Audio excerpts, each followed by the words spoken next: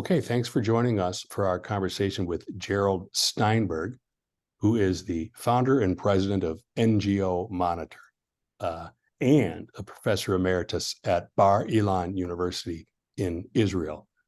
We wanted to talk with Professor Steinberg about the philanthropic and nonprofit role in what's going on in Israel in the wake of the attack on it by Hamas.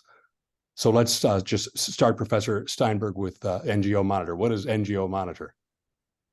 Well, sometimes it's described as one of the biggest mistakes that I've made because about 20-something years ago, when I was doing other things as an academic, doing international relations, and I would do things in the United Nations in Geneva and sometimes New York and other areas like that. I was working on nuclear nonproliferation and things like that. But I would see these organizations. I've been teaching international relations for 40-something years, and I would see these organizations, individuals from these organizations, I should say, handing out materials as I would go into meetings, whether it was at the United Nations in Geneva. I would go to the Conference on Disarmament meetings, and then the Human Rights Council was in the same building, same complex, and people would be handing out materials. And I see that this was back in the late 1990s on landmines, for instance, and writing about how Israel uses these terrible weapons, which there's a landmine convention Israel's not signing. I won't go through it, but I could see that in one particular instance, there was an annual report. They used to hand out these real big things, volumes, and also CDs, if you remember those.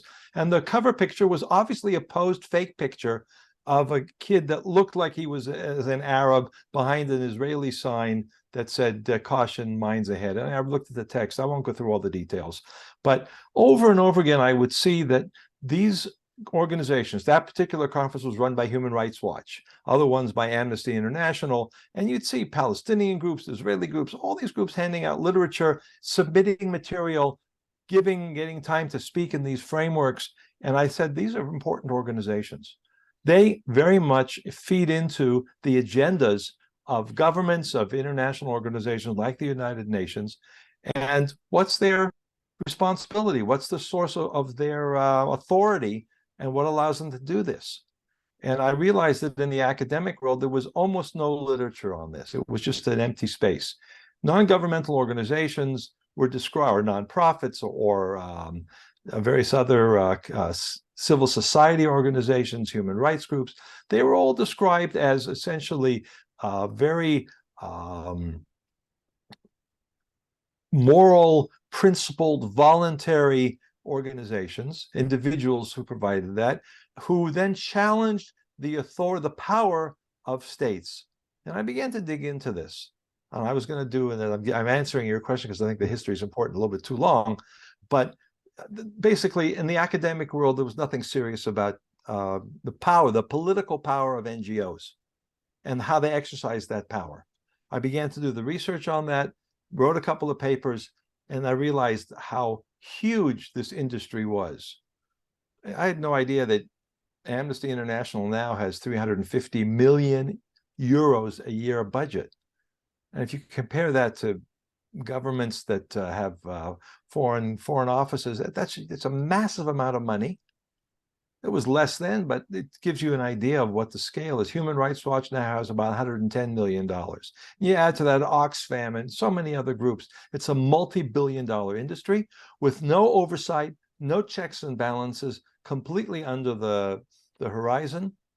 And after 3 or 4 years of doing this, I started to get graduate students, and that turned into NGO Monitor. Our formal name is the Institute for NGO Research.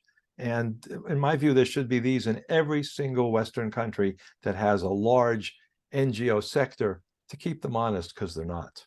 Mm-hmm. So who funds NGO Monitor? We are entirely funded by private donations. We do not accept, on principle, any government funding, not from the Israeli government. Many times, because the European Union and European governments have calls for proposals, and we've been asked, why don't you submit a proposal for the work you're doing, the monitoring you're doing? Well, if we accept European government money, we're also implicated. We got to play by their rules. So we are entirely foundation funded, some of it through United States framework in which a 501c3, then money that is earmarked for our organization through the process is funded through us. Canada, some of it from other places as well, some Israeli, but it's all private foundation money. Most of that from America? That's a question. I'd say about 70%. And there's a C3 here in the U.S. too. 501c3, that yes, there is a 501c3. Right. Okay. So no. That, among other things, funds NGO Monitor. We're not the only organization that organization. Yeah. So over the time since you have founded the group, how has its work changed? NGOs, I assume you will say, have only become more powerful and probably do more things, including ones that might not count under the IRS, under the American nonprofit tax laws as charity. But how has the work changed in the time since you founded? Well, in a lot of ways, it's just much bigger, much wider, as you said, and the scope is greater. One of the things that we look at, we're only looking roughly at 250 organizations only, right? And periodically we add another one, although they change names. So first of all, the volume, the number of organizations out there has changed. The amount of money that they have. I cited Human Rights Watch. I guess in that time, they've probably doubled or tripled their funding. Ken Roth, who was the executive director, not the founder, but the executive director of Human Rights Watch for 29 years, 1993 to 2022, is a brilliant fundraiser. If anything else that he did, that was his greatest skill. Amnesty International has a very powerful fundraising organization. That's one thing. Second of all, in terms of their techniques, obviously social media has become a major aspect of what they do. That didn't exist at the beginning. It becomes more and more important. And you see that a lot of their campaigns go through that very glossy videos that purport to show research results. Of course, they're almost entirely manipulated. So there are lots of examples like that. Right. This is an unfair question, right? For a number, but ballpark figure, how much NGO funding from anywhere, I guess, though mostly abroad, is being spent, what do I mean to say, on issues regarding Israel or in Israel on activities? Just a ballpark, what's the sum here? What's the Z, the backward Z? Our guess is it's sort of the sum of it, they're knowns and unknown knowns and all those other things. And I should say that when I talk to you about the history of NGO Monitor, I live in Israel, I'm an Israeli, and this was triggered by the enormous overemphasis, and that doesn't even get to it. The obsession, pathological focus on condemning Israel, which goes back to that same period. It's a form of soft power warfare. That's all part of the academic analysis. But it is this obsessive focus and pathological focus. And we see it now on every single news platform you can imagine. They're all out there, not at all discussing or marginally, tokenly mentioning the terrible, the unimaginable massacre of Israelis and the hostages and everything else. It's all about what's called Israeli war crimes, violation of international humanitarian law and all that stuff. You look at all these NGOs doing that. So on the Israeli issue alone, our estimate is about $200 million a year, and it could be underestimated. Yeah. Of which about half is from NGOs that are funded primarily by European governments. And by the way, the Swiss government yesterday stopped funding. And that's a few million euros or Swiss francs, which is almost the same these days, dollars a year. One of 14 or 15 European sources for funding. And if they all have 4, 5, 6 million, that adds up. They stopped, they froze, and the Germans are working on it. Austria is a small donor. I won't go through all that, but they're all looking at this now. Yeah. But you get about 100 million a year from those governments, and it's completely irresponsible. Talk about that later if you want, but that's not an American issue. And about the same amount coming from the non-government, those that are actually doing most of their activities on the basis of private foundation, individual, non-governmental sources, Human Rights Watch, Amnesty, some from Oxfam, which does get some government money, etc. So it's 200 million, very round numbers. First number is firmer. The second number you got to take their output look at the percentage of what they're doing and take a guess as to how many staff members, what their salaries are, and all the other ancillary costs that they have for basically waging soft power warfare through human rights against Israel. Yeah. And then just one more question, which might even be more unfair, but and you did just characterize most of that money. Does any of it, if so, how much go to what I'm going to call here, which might not be helpful, a helpful way to define, how much of that goes to what would be a traditional notion of charity? Almost none. In fact, and look, the organizations that we examine are under categories, usually self-defined or through the United Nations ECOSOC. They define themselves as human rights promoters. Yeah. Also international aid organizations. Those are not quite charities. Oxfam is a charity. They're a minor part of our work.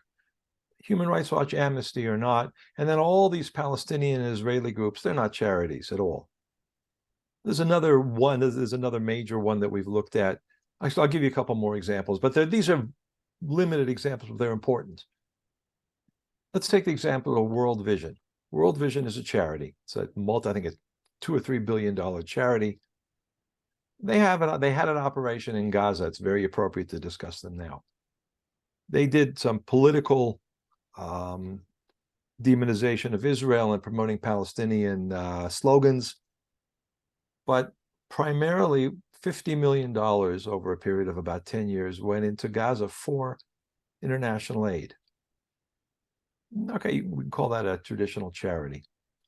The head of their program, Palestinian from Gaza by the name of Mohammed Chalabi, was arrested, tried, and convicted for funneling most of that money. I think their budget was more than 50, but they $50 million to exactly the type of war and atrocities preparing for that we saw on October 7th.